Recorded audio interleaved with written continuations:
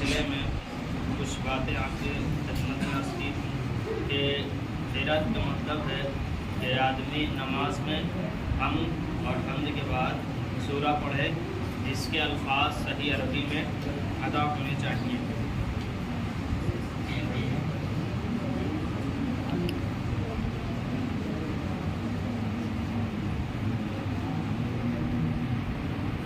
تیسری اور چوتھی رکعت میں پہلی اور دوسرے رکعت کے بارے میں بتایا گیا تھا کہ پہلی رکعت میں آپ حمد کے بعد سورہ اور دوسری رکعت میں حمد کے بعد سورہ۔ تیسری اور چوتھی رکعت میں تسبیحات اربع یعنی سبحان اللہ والحمد للہ ولا الہ الا اللہ واللہ اکبر، اس میں 4 تسبیح ہیں، ایک سبحان اللہ، دوسرے الحمدللہ، تیسرے لا الہ الا اللہ، چوتھے اللہ اکبر۔ یہ 4 تسبیحیں ہیں اور عربی میں اربع کہتے ہیں 4 کو، اسی لیے اس کو تسبیحات اربع کہا جاتا ہے، اس لیے کہ اس میں 4 تسبیحیں پروردگار عالم کی ہیں۔ اس کے بارے میں رسول اللہ کی حدیث ہے صلی اللہ علیہ وسلم،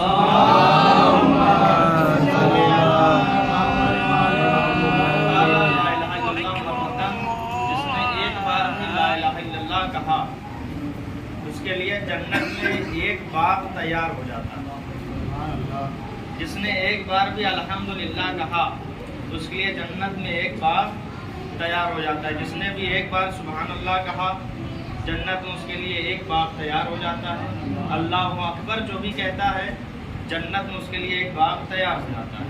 تو اگر آپ تسبیحات اربع نماز میں پڑھیں گے یا عام وقت میں پڑھیں گے تو ایک تسبیح پڑھنے سے آپ کے لیے 4 باغ تیار ہو جائیں گے۔ سبحان اللہ جتنا کہیں گے باغ تیار ہوتے جائیں گے۔ نماز کے بعد تسبیح پڑھیں گے 100 باغ یوں ہی تیار ہو گئے۔ تو راوی نے رسول اللہ سے سوال کیا، یا اللہ کے رسول تب تو ہمارے بہت سارے باغ ہو گئے ہوں گے جنت میں، ہمارے بہت سارے باغ ہو گئے ہوں گے جنت میں؟ تو رسول اللہ نے کہا ہاں باغ تو تیار ہو گئے ہیں، مگر خیال رکھنا کہ چنگاری نہ بھیج دینا وہاں، چنگاری نہ بھیج دینا۔ تو بہرحال تسبیحات اربع ایک تسبیح پڑھنے سے جنت میں 4 باغ تیار ہوتے ہیں۔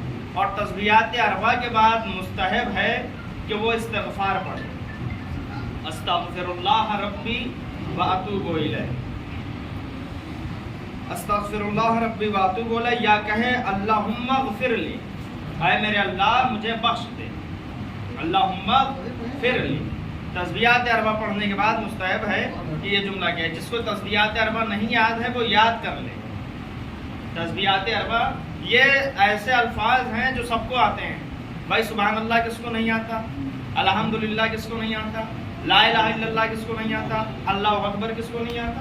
انہی 4 کو ملا دو تسبیحات اربع بن جاتی ہے۔ تو عزیزان گرامی تھوڑا سا دھیان دینے کی ضرورت ہے، جسے نہیں یاد ہے وہ یاد کر لے۔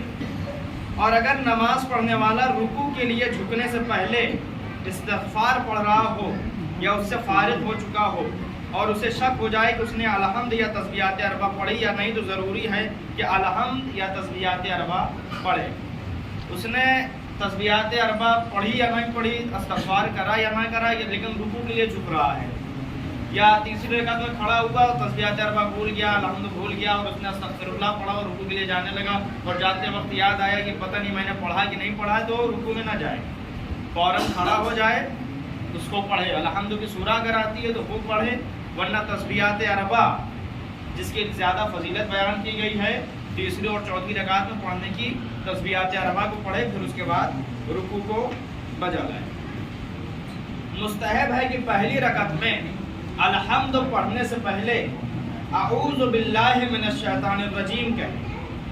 پہلی رکعت میں اللہ اکبر آپ نے کہہ لیا، نماز کے لیے کھڑے ہو گئے ہیں، اب الحمد آپ کو پڑھنی ہے، تو الحمد پڑھنے سے پہلے اعوذ باللہ من الشیطان الرجیم کہے، پھر اس کے بعد الحمد کی سورہ پڑھنا شروع کرے۔ اور ظہر اور عصر کی پہلی اور دوسری رکعتوں میں بسم اللہ بلند آواز سے کہے اور الحمد اور سورہ کو ممیز کر کے پڑھے، اور ہر آیت کے آخر پر وقف کرے، یعنی اسے بعد والی آیت کے ساتھ نہ ملائے، مستحب ہے۔ اور الحمد اور سورہ پڑھتے وقت آیات کے معنوں کی طرف توجہ رکھیں، यानी अलहम्द को क्या माना है, बिस्मिल्लाहिर्रहमानिर्रहीम हम पढ़ रहे हैं, इसका क्या मतलब है, अल्हम्दुलिल्लाह रब्बिल आलमीन का क्या मतलब है। इसी तरीके से जितने भी नमाज में अस्कार हैं उनके मीनिंग और उनके मतलब की तरफ आदमी की तवज्जो होनी चाहिए। जिसको मतलब और मीनिंग नहीं पता है वो इंशाअल्लाह किताबों में देख सकते हैं, बाकी हम हर तरीके से आपकी खिदमत में हाजिर हैं।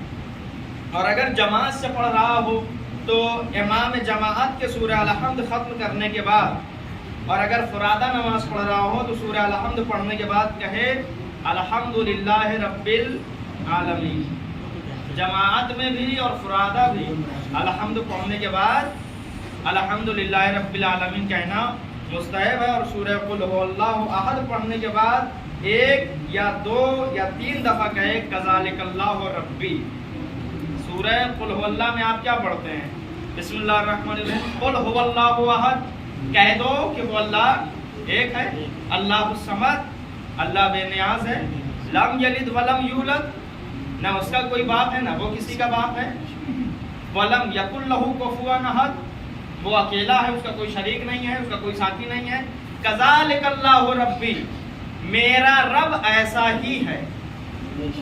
कज़ालिकल्लाहु रब्बी का मतलब क्या है, मेरा रब ऐसा ही है। और कज़ालिकल्लाहु रब्बुना अगर कहेंगे तो हमारा रब ऐसा ही है। यह जमा का सेगा है, प्लूरल है, और वो सिंगुलर है। रब्बी सिंगुलर है यानी वाहिद का सेगा है, और ये जमा का सेगा है। वाहिद का मतलब मेरा रब ऐसा है, और रब्बुना का मतलब हमारा रब ऐसा है। तो सूरह कुल हुवल्लाह के पढ़ने के बाद चाहे आप जमात से पढ़ रहे हो तो भी कज़ालिकल्लाहु रब्बी कहना मुस्तहब है, चाहे फुरादा पढ़ रहे हो तो भी कज़ालिकल्लाहु रब्बी कहना मुस्तहब है। सल्लल्लाहु अलैहि वसल्लम।